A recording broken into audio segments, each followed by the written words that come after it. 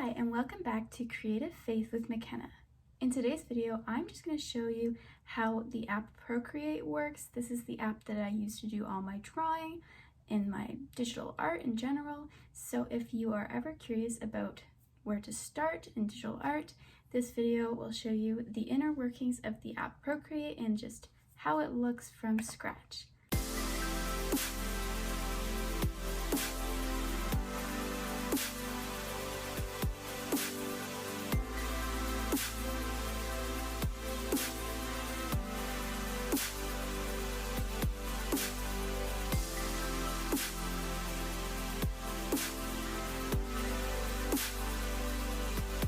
So the first thing you need to know about Procreate is that there are two apps. The first app is Procreate Pocket, which is made for iPhones, and then the second one is just Procreate, made for iPads. Now today I am going to be talking about Procreate Pocket, which works perfectly fine on iPads.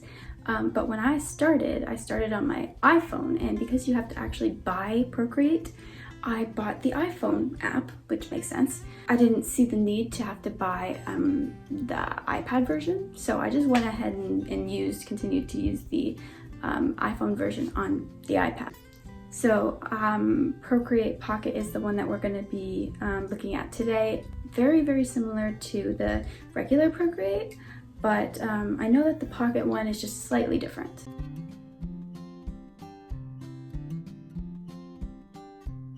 So when you first open up the app, you will see Select, Import, and Photo, and then you'll see a little plus sign. Select, you've got some options here. You can choose to stack the artworks you've chosen, or you can choose to preview, share, or duplicate. Import and Photo are pretty simple. They're just what they sound like: importing a document, importing a photo.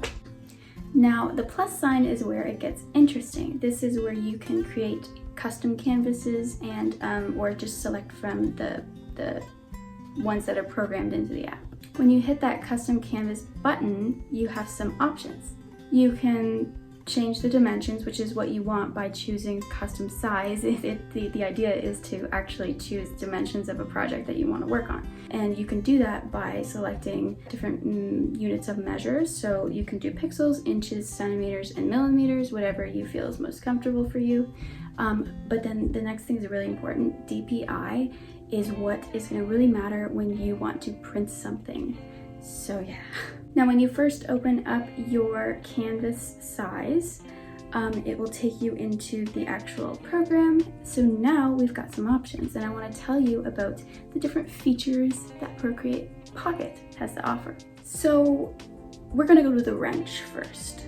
So you've got many different options here. We have add, so you can choose to import a photo, you can choose to add text, copy, paste, whatever you want to do.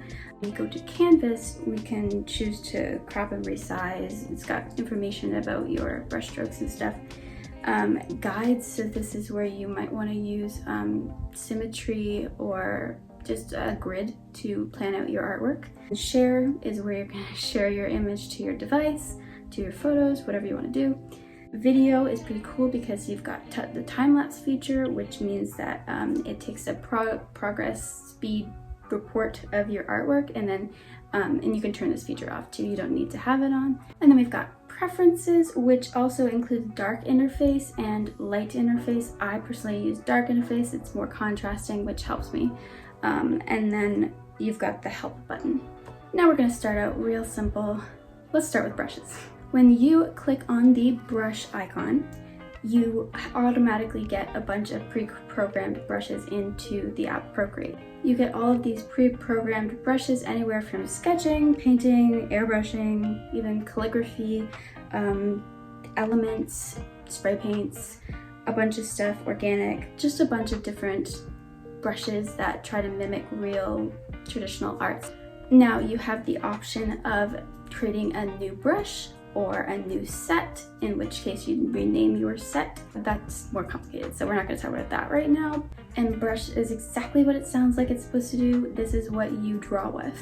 Now the Smudge tool is basically a blending tool, so you have access to all of the brushes that you can draw with. in the Smudge tool. So when we click on the Smudge tool, you'll see all of your sketching, artistic brushes, painting, all of that is available to use as a blending tool, basically. So you're not drawing with it, you're just smudging with it, smudging with the texture, which is actually kind of cool. And then we have Eraser, which is interesting because this is not something that you might be able to do with traditional art. And let me explain this further.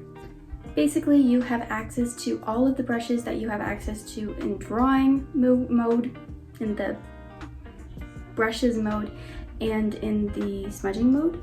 Basically, the eraser tool allows you to erase with any texture of any brush that you've selected that you have access to in the other smudging and drawing mode.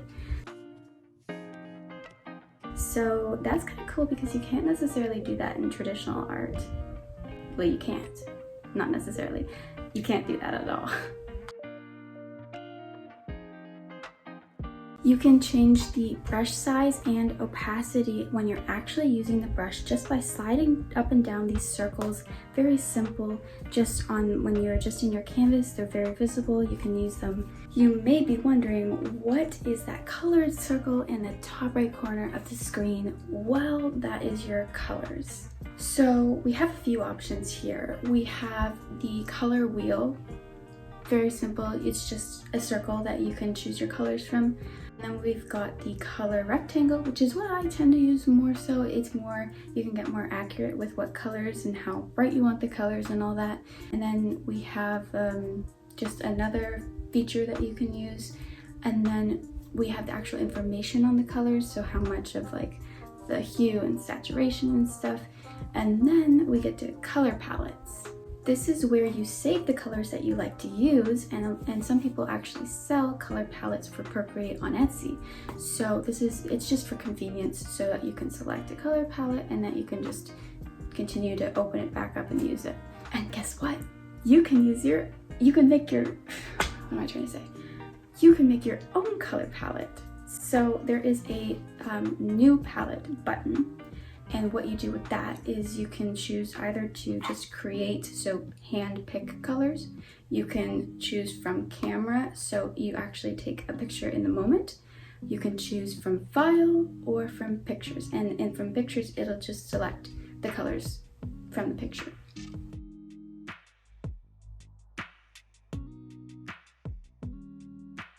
There's also this default button, so if you click that on a palette and you scroll up to other palettes, close the menu, open it back up, it'll simply go back to the default. Now we have the select tool, which is very helpful. The idea of the select tool is to use it when you want to move a piece of your design or just alter something, move it around, but you don't want to move the whole layer. So what you do is you draw around the subject that you want to move, and then you click the mouse button and it will select and you can move it. Another cool thing is that you can use 3 fingers and swipe down in order to copy, paste, cut and paste is what I like to use, so that it completely takes that aspect off of the layer that you're working on. You can choose to freehand it, which is what I use when I want to select an object and move it, because objects are all different sizes and shapes. Or you can do rectangles. So this is very helpful because you can create a nice, crisp, clean rectangle with whatever color you want to use by using the select feature. It's a perfect rectangle. It's a better option than having to draw it out with a brush. It's just easier to get a nice, crisp rectangle, though you won't get rounded corners. So if you want rounded corners, then you just have to do it with a brush. So now we've got I guess you could call it a special wand. It's basically the adjustments that you want to make. You can change the colors, you can retouch, which also includes liquefy, which is really cool. I'll show you in a minute. What other things can you do? You can blur, and then there's also some effects you can use, including like increasing the noise and stuff. It's just a cool way to add effortless tweaks to your art. In blur, I tend to use Gaussian blur. It's just the usual regular blur mode that I like to use. In color adjustment, you can change the hue, saturation, brightness, all of those things to enhance or just tweak your artwork. Retouch is where it gets interesting because liquify is one of the features that you can use. With this I tend to use just blobs of colors because you can just mix them together in cool ways, like twirling left and right, pinching the colors, like pushing the colors and expanding the colors, all of that. So it's kind of cool to create abstract art.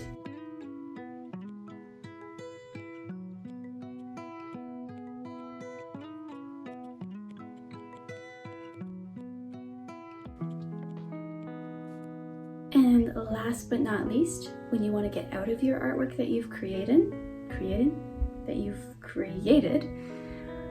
you hit the gallery button and it takes you back to all of your artwork.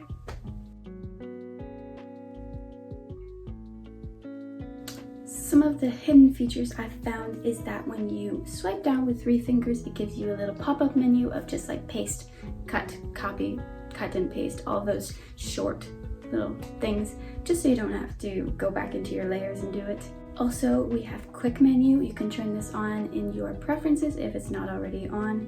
And then you can just choose things that you want to have shortcuts to, like new layer, copy layer, paste, cut, all of those things. So yeah, it's kind of helpful. I don't tend to use it a lot. I don't know why, but I just don't. Also, when you click the mouse button, with whatever objects or drawings that you have selected, you can choose to modify. So you can choose to freeform it, which means that you can make it as stretched and enlarged as you want. Uniform means that everything is equal. And then you can choose to distort it and warp it, which is kind of cool, so you can move things around. Back to hidden features. You can swipe out with 2 fingers and it'll resize your artwork to the size of your screen. So this is my tour through Procreate Pocket. It is not the iPad version, but it's very similar. I hope you enjoyed this video and have a good day. Don't forget to like this video if you did like it. Yeah, there's nothing else to say here. Have a good day.